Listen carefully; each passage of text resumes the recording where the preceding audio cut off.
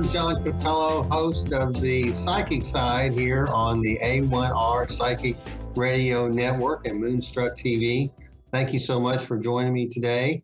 I am finally COVID-free. I'm so happy about that. It was a rough couple of weeks. I hope it didn't show too much on the radio and on Moonstruck TV. But I'm glad to be feeling a lot better. So today I want to end our discussion a little bit on clairsentience, because we're a little bit of a teaching show, at least right now, and I kind of want people to kind of know a little bit more about me and my philosophy on how psychic ability works.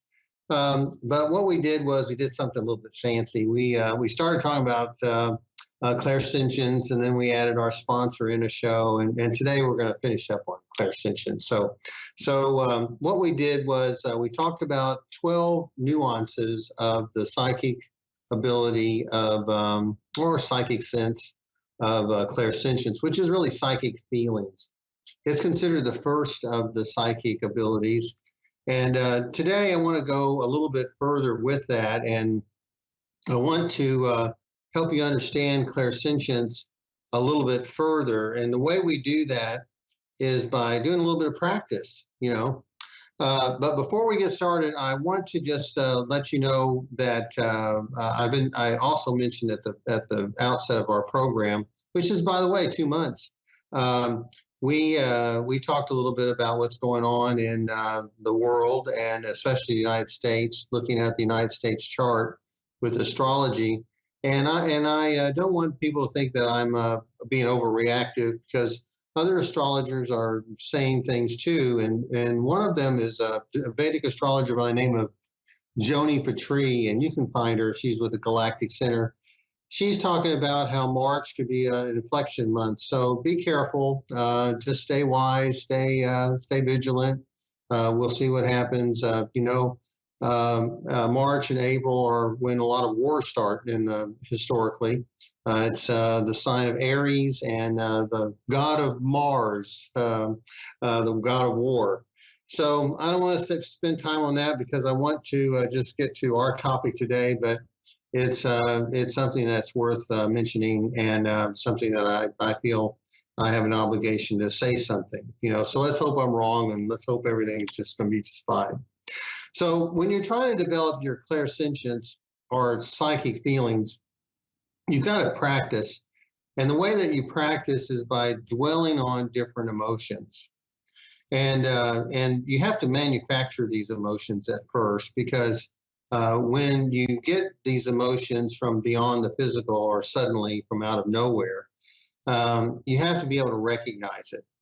And so what we want to do is we want to manufacture these couple of emotions, and get you oriented on how they make you feel, and by having you know the way they make you feel, you will recognize them when they come on their own. Does that make sense? Becoming psychic is not really that hard. It's just a matter of paying attention, and paying attention to your senses, which are not your physical senses, your extended senses, and not taking them for granted. And so one of the things that you have to do is you have to, when you are starting to practice, you have to find a place to get comfortable. Let's face it, you can't do any kind of psychic work if your mind and your emotions and you are not clear. A lot of times people say, "Oh, I want to become a psychic," but they're so full of them of other issues that they can't really read other people well, because they're so caught up with themselves. And so one of the things that is important when you're developing your psychic abilities is to be clear. And so if you are able to get to your great space, which I call a place of silence, or a place of reclusiveness in your home, not your bedroom, but another place that might be a spare bedroom or some other place. That's a good thing, not a good place to be when you are trying to become, we're trying to work on your psychic abilities. So you want to clear your mind And the way that you do that is by maybe closing your eyes. And if you can't seem to get settled, do some deep cleansing breaths.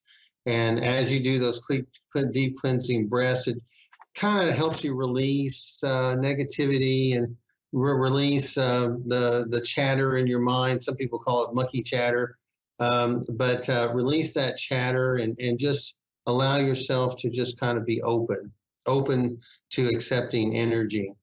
And once you've done that, then if you can start to dwell on different emotions, and we're going to do something really simple at first.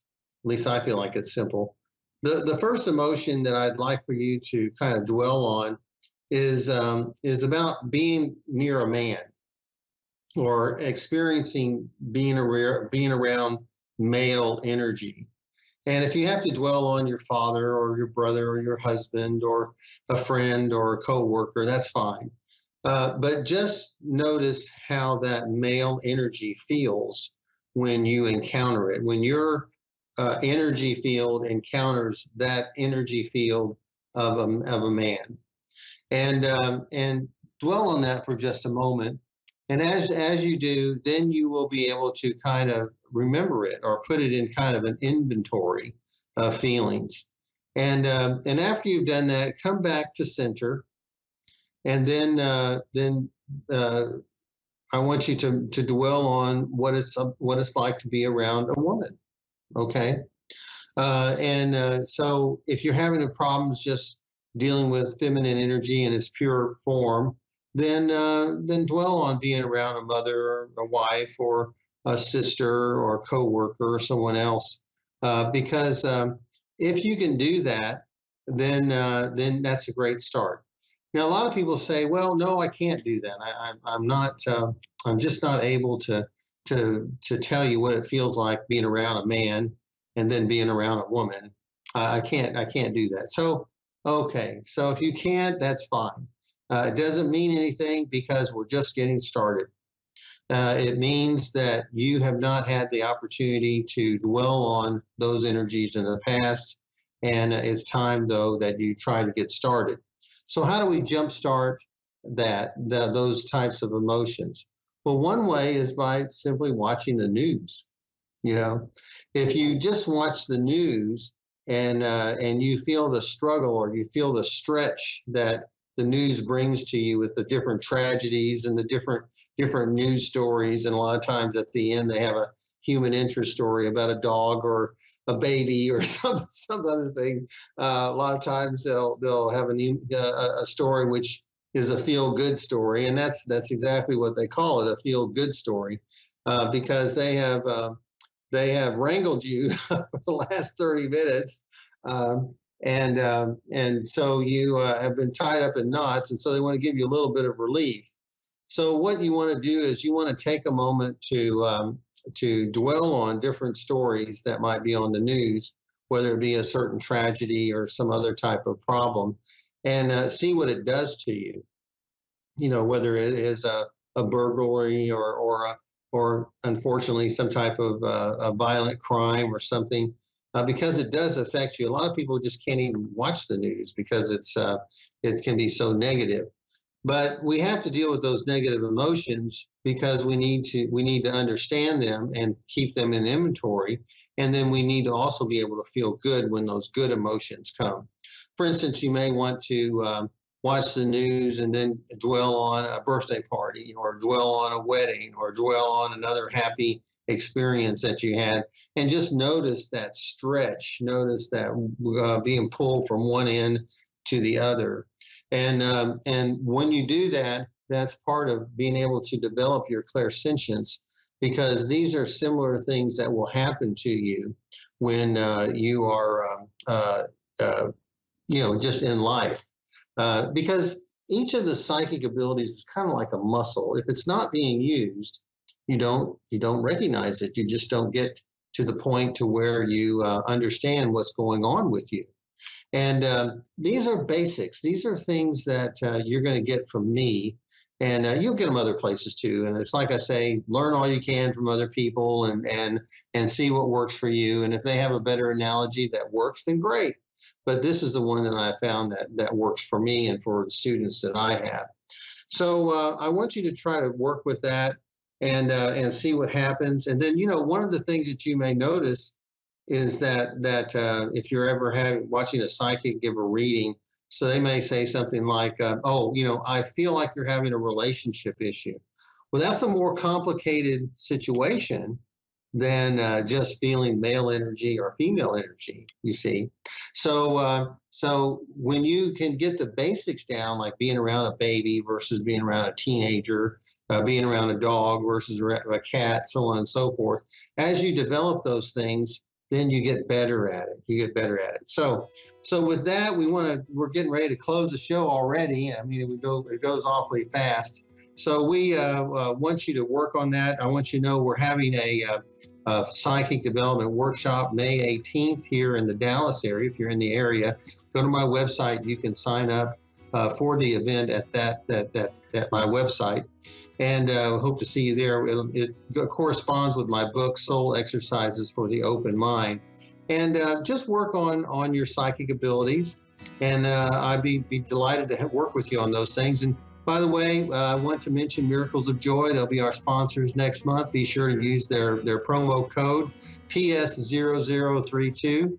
I look forward to seeing you next week, and be careful out there. I'm going to be ready for just about anything. So take care, everyone. I'll see you next week on the psychic side here on the A1R Psychic Radio Network. Bye-bye, everyone.